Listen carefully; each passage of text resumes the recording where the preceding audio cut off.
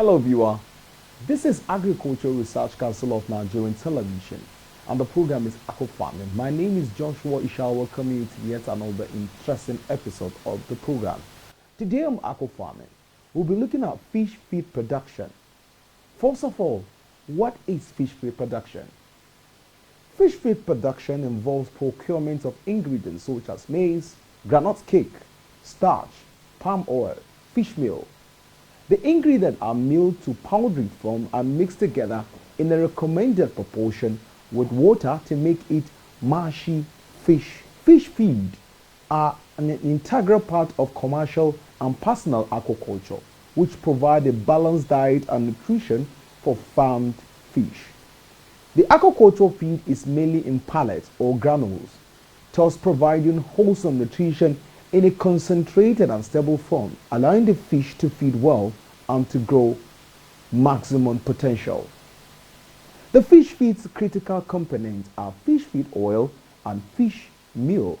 It's when combined with other vital ingredients like minerals, vitamins, cereals, grains, and vegetable proteins, which in turn forms granules of pellets.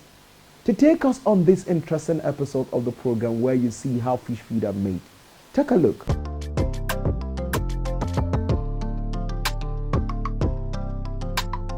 100 kg, divide 1 kg now by 5 now. Is that not 40? 40, waiting, I mean 20. 5 divide, 20 divide, 100 divide by 5. Is that not 20? So any ingredient you are, anything you are adding, you divide by 5. This is not part of the formulation anyway. You know additive. Additive is not part of the formulation. An additive is any substance added to feed to serve other function rather than the supply of nutrients. Additives are substances added to feed to serve other function rather than the supply of nutrients. Like example, I can use an attractant and add it to feed, and so that the feed will eat well, attract the fish to eat. I can use flavor to attract fish to eat. I can use drug and mix with feed if I want to treat an ailment. That drug is an additive, and at that time I can add an anti-stressor to feed so that the fish eats and be less stressed. That is an additive. So some people mistake all these premix and lysine and methionine as additive. They are not additive. They are nutrient suppliers. Color. Tratan is an additive. Drug is an additive. This yeast now, I'm using it here in this floating feed as an additive to serve as a floater. Okay. Thank you, ma'am. So to make them eat more. No, you can also add some. You can add some single cell protein. The pot is serving as. You can even add more. If I have much of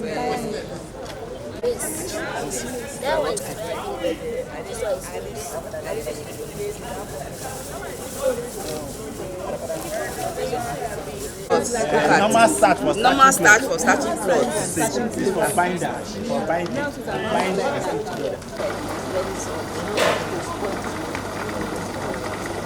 Is there how long? So don't carry knife to say make a picture inside. Can you see the rate at which it's coming out because it's The water is very soft. the hair is now soft. Yeah? So add more, sir. That wet, add more. Add more. Change it that. Yes. Add more so that we'll finish down then we'll change it that. Please avoid putting hand into this kind of things. Please use something that because hand. Once that iron pick your hand. Pick your hand. Go grind them. Go grind them.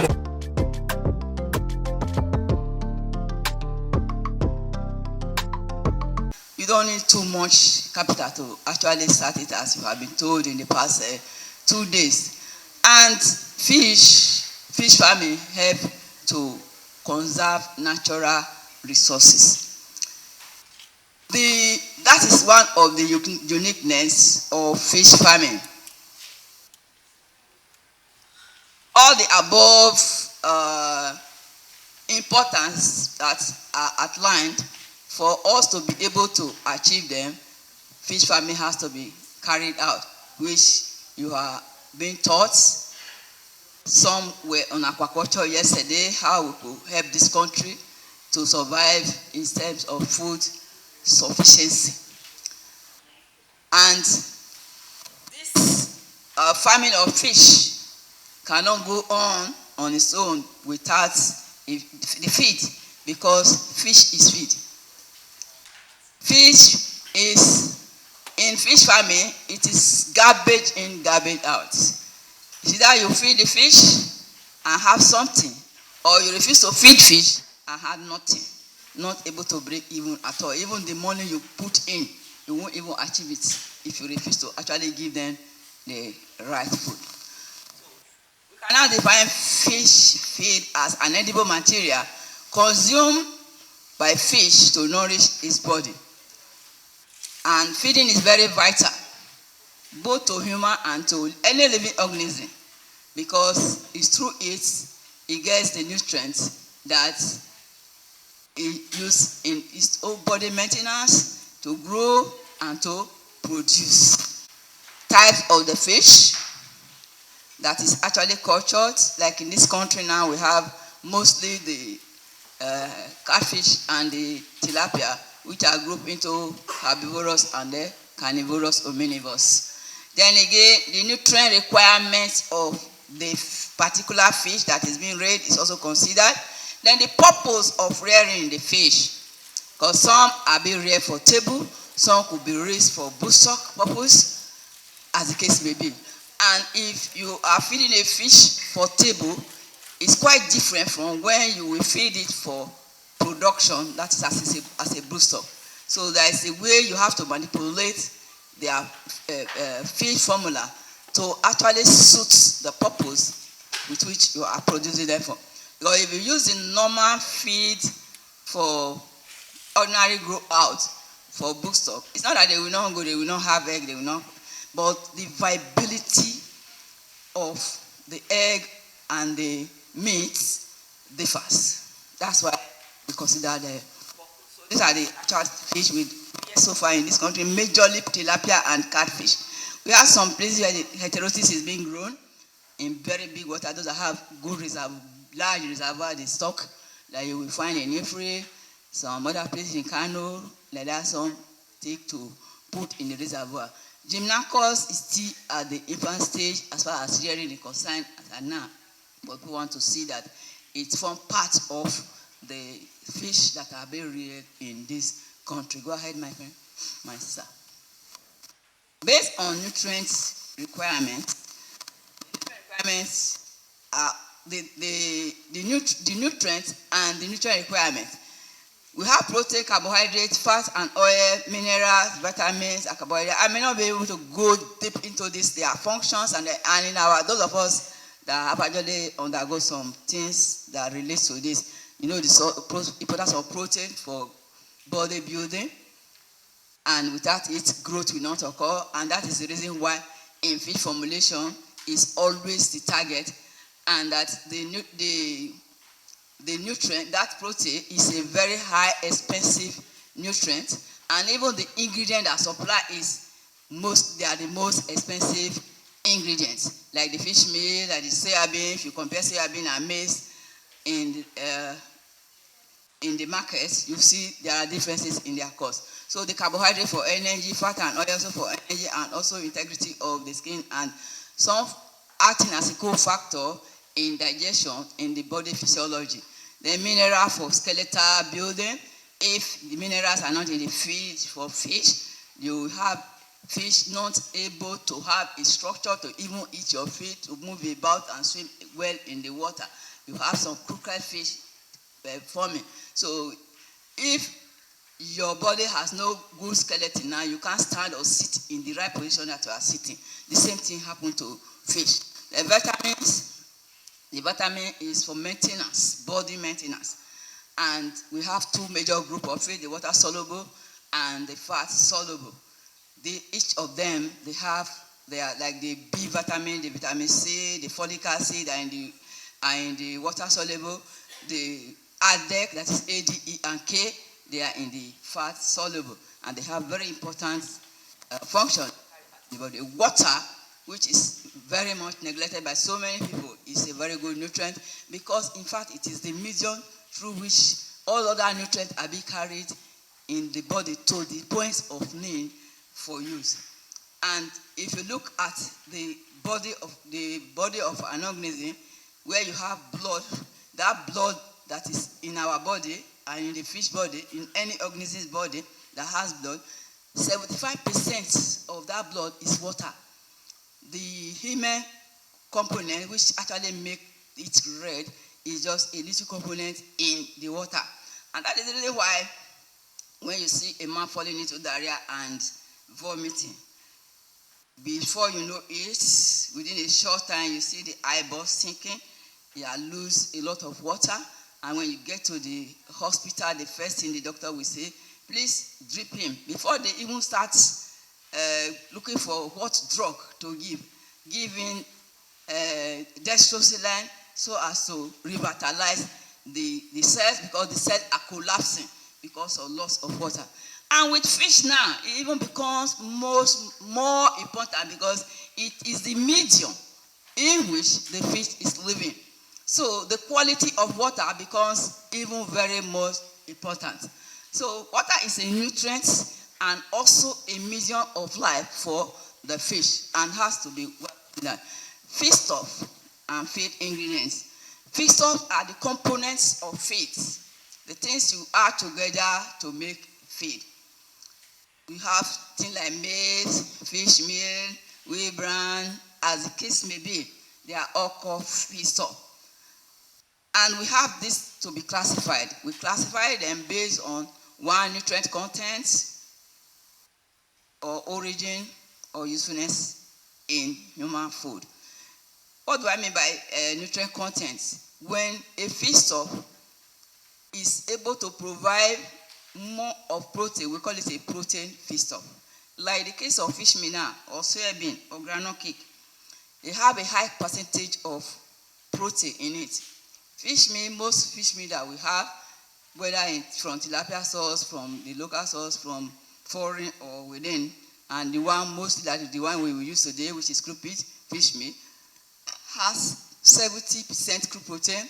We have the Danny fish meal with 72% crude protein, the tilapia with 54% crude protein. So they have high protein content. So they are called protein ingredient. Then, like the soybean, it has 37% crude protein in its natural state. That is a seed of soybean as it's planted by the farmer and harvested. If you analyze it, has 37% crude protein. But by the time you process the soybean, depending on the way it is processed, even the protein content increase. If it is defacted, like the soybean meal, you have up to 44 to 48%, depending on the extent at which the oil is actually removed. If it's just ordinary extrusion to defat it, remove oil, you have 44% crude protein. And if they go ahead to in the oil factory where they are producing soya oil, they still go ahead and pass it through hexane. You have about 48% crude protein, 48.5% crude protein. So it's regarded as a protein source because its crude protein content is far above 20. So any ingredient or feedstuff that has its crude protein content above 20, that's 20 and above, we classify them as protein feedstuff. That's what I mean by nutrient content. And when it is less than that, we classify it as a carbohydrate ingredient. Like the case of maize now, the case of guinea corn, millet, cassava flour, as the case may be, they are carbohydrate sources. Then source or origin, whether this is from plant or from animal. So, like the fish meal now, is from animal source. You can call it an animal protein. If, like the maize or soybean, they are plants from plant source, we call it plant protein. Then what do I mean by using it in human food? Whether man is eating this ingredient and at the same time, you still use it for feed. like the case of maize I just mentioned. We use it maize for akamu, we use it for tuwo, we use it for, they even use it for semovita and the like. So man is eating it. Animal is also, we are also using it to make feed, like in the poultry business. They use a lot of maize because of the energy content to which the poultry needs before they could get the energy of 3,400 kilocalories. They must have to include a high amount of maize in the diet. So human being is eating it and man is also eating it. We call it a conventional feedstuff. But in a situation where man cannot eat it, but you can apply it into animal feed and use it for feed it to animal convert it to food for man to eat. We call it a non-conventional feedstuff. So things like maybe tadpoles, termites, although termites, if we give termite as an example, I always somehow go against it because I eat termite. Even now, if I get termite to eat, I eat it. So termite is a delicacy because it's very high in protein. But it's regarded as a non-conventional feedstuff because man doesn't actually quest for it. The earthworm and the rest of them is a non-conventional feedstuff. The dusa, that is the maize bran that you remove from maize, like what most women do, especially in the northern part of the country. They do what they call surufe. That is, they remove the back of the maize before they could grind it to make tuwo. And I tell you, that you are removing is even where the actual nutrient that is in maize is actually located. The protein, the vitamins that all in maize are located in the alluvium layer, and that is where they will remove and carry and say animal take. They now take the starch. And if I need to eat tuwo, I grind my maize smooth totally and eat it. I don't debug it at all. So decorticating it is not actually good, but they say they want to make it soft so that they can eat it well. So things like that now, you now call it a non-conventional feedstuff because it's animal that now take it. That's what I mean by it. So this feedstuff, some of that contain toxins. Toxins means substances that are actually harmful in the body of any organism that might take that feed ingredient or feedstuff. For instance, in the case of cotton, you can find gossip. Cotton is used for cottonseed cake. And that gossip oil is a compound that is very harmful in the life of fish or any organism. The one thing about fish nutrition actually is that it's an subject itself. If you know anything concerning nutrition with respect to a particular animal, you can always apply it to every other animal. You may be hearing me mentioning poultry, this and that. So don't go in a fish class. So like that gossip now, to be able to use the cottonseed cake without problem, the seed must be decorticated. The first thing is deleting. Then after deleting, they decorticate. After decortication, before they produce the cake, as they produce the cake, iron needs to be added to actually neutralize any form of gossip that might still be present in the cake. And in that wise, that cottonseed cake could be used without problem. But most often, people don't bother about even that iron. And some just produce the cake together with the back of the cottonseed. The back contains a lot of that gossip actually. So that's the problem with cottonseed cake. The trypsin inhibitor is found in soybean. So, alkaloids, hemogluten, they are all in soybean. And for that reason, they need to be processed before it's used, whether for human or for animal. In the 80s, in the 70s, soybean was regarded as a non-conventional feedstuff because man did not know the use, does not see the use that time. It's only animal feed, that's what it's being used for. But today I tell you, most of the powder milk that you and I drink, soybean is there. So factory has seen the value of soybean and they are making of it. So soybean is no longer regarded as a non-conventional feedstuff, but a conventional feedstuff. All the cowbell you are drinking is soybean. We have phytic acid as phosphorus in plant feedstuff. So the phosphorus that is present in most plant feedstuff, they are present in the form of phytic acid. So when they are not actually dealt with, they form problem in the body of the organism. Or like the natural contaminants, like the mycotoxin, dietary lipids, oxidation products, algae, and heavy metals. Like that mycotoxin, for instance, if a groundnut, let me use the groundnut for example for you, is affected by aspergillus in the field before the farmer harvested it. Groundnut that is affected by aspergillus, even when you roast it to eat, if you bite it, the taste that you feel is very, very different from the normal groundnut.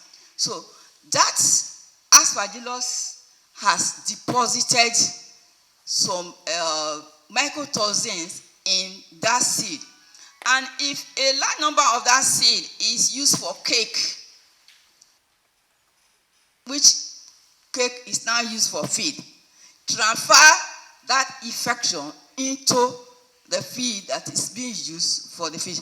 And for that reason, we advise that the type of cake that you will use for your feed formulation or feed production, you should make sure that they are not actually already infected groundnuts from groundnut cake from such infected groundnut. Then also some produce the cake and left to absorb moisture, and you see fungi grow on it. And fungi, they are very good at secreting this mycotoxin into such cake. And when used, has the feed transfer problem to the organism that is actually taking it. To treat some of these toxins or attritional factors, like the case of soybean in particular, we have soaking method, or in the case of guinea corn has tannin, and we don't really use much of it in fish feed. And when it is even used, it sometimes is used as a broad dry grain. And during the process, it actually destroys the tannin that is in guinea corn. So soaking, for instance, let me take soybean as the dummy. We soak the soybean for 48 hours.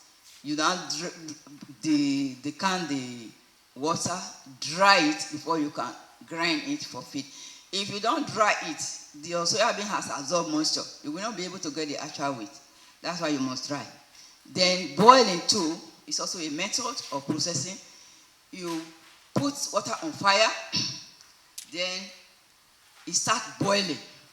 Then you now pour your cleansed soybean, allow it to boil for another 30 minutes. Bring it down, decant the water and dry before you can weave or grind for your feed. Mostly used by farmers because it's less cumbersome. The smoking and boiling, the soaking and boiling is a cumbersome method because of that having to come and start driving goats, driving fowl, and the rest of them. So they go ahead and toast. And when you are toasting soybean, my advice is always for anybody or any farmer, if you want to toast soybean, please sit down and toast soybean. If you don't want to toast soybean, leave soybean alone to rest. Because you can't put soybean on fire. And you put soybean, you leave it, you turn, you go and be talking with Maria. Do you know that kini kon, this and that, come back again. The down, all the ones that are under the pot, they have turned like this chair. They have turned like this chair. You miss them again. That. Many of them become burnt. And I tell you, those burnt ones, They are no longer useful again. Mallard has found.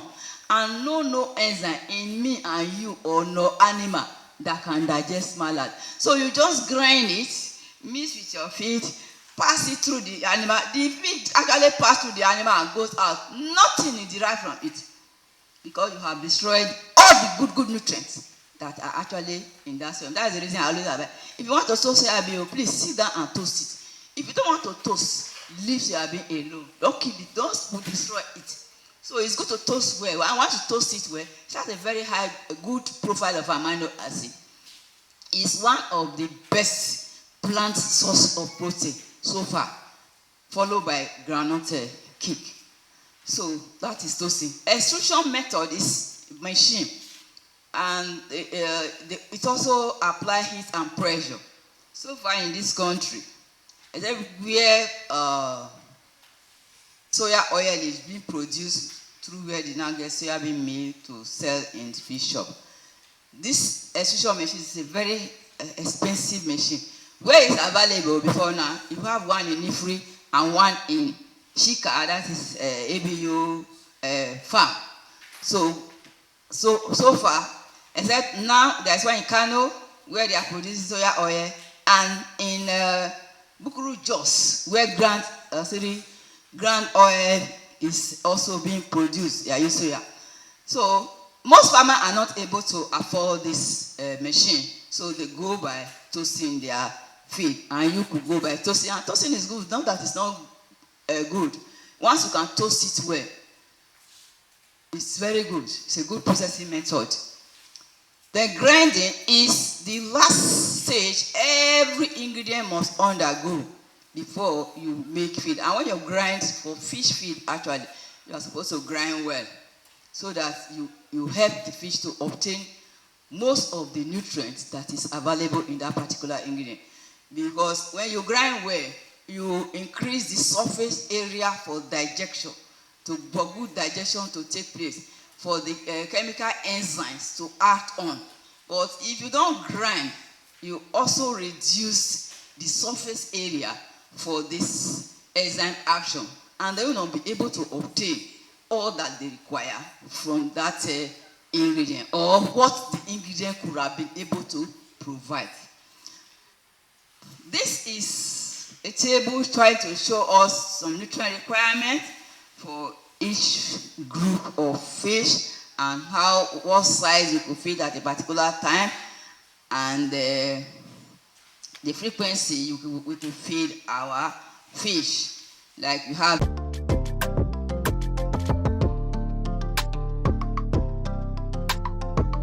Many thanks for staying through on this station, Agricultural Research Council of Nigeria. Of course, the program has been Aqua Farming, where we talk about fish feed production.